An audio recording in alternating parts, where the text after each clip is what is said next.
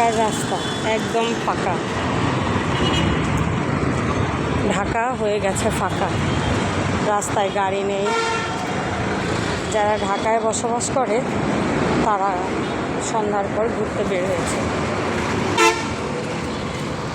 হালকা পাতলা দিয়ে একটা গাড়ি দেখা যাচ্ছে।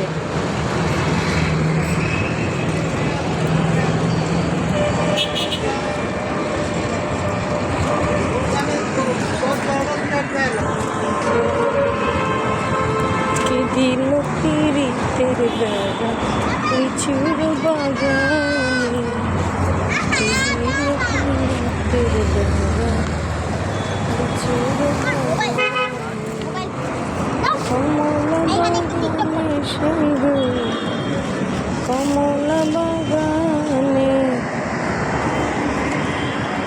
কি দিল পিরিতের বেলা লিচুর বাগানে।